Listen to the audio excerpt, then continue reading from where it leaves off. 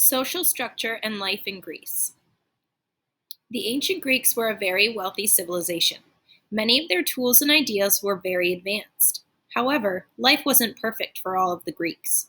Usually, only men were able to have powerful positions and be independent. Women and foreigners had very few rights. Slaves had even less rights. Women did not have much of a chance to have more independence. However, slaves and lower class people could have better lives if they worked hard enough. The difference between men and women in ancient Greece started early. Boys could go to school, but girls could not. Young boys started school at an early age. They moved from elementary to secondary school. Education in Greece was similar to education in the United States today. The boys learned to read, write, and do math. Athletics were also taught. The Greeks valued strength. They wanted their young men to be physically fit. Young girls usually stayed home. They were taught household skills to prepare them for a future working in the home.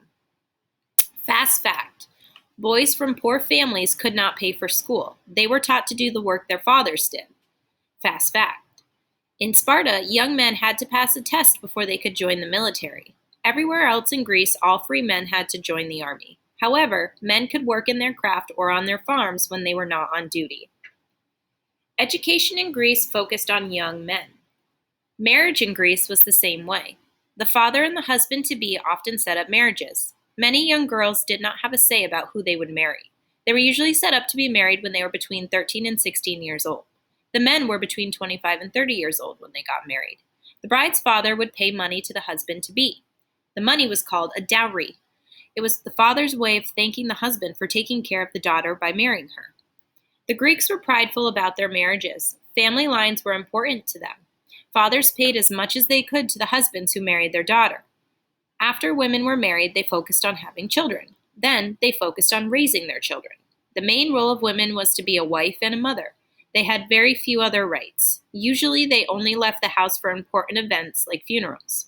Fast fact: women could not vote or own land. Social classes were important to the Greeks. A man's job decided which social class he was in.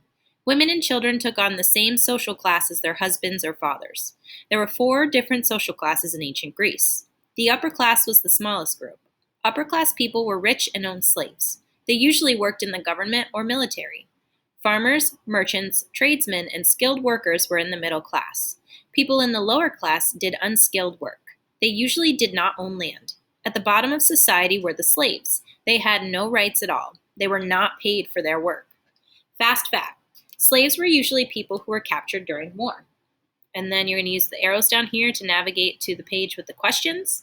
Okay, the directions say, answer these questions after you read the passage. Remember to begin your answer by restating part of the question. Use direct evidence from the text and explain your thinking. All right. So, question 1.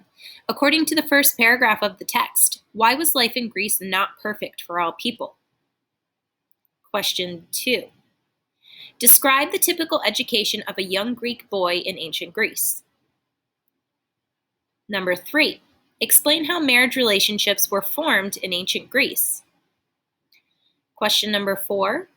Describe the role women played and the rights they had in ancient Greece.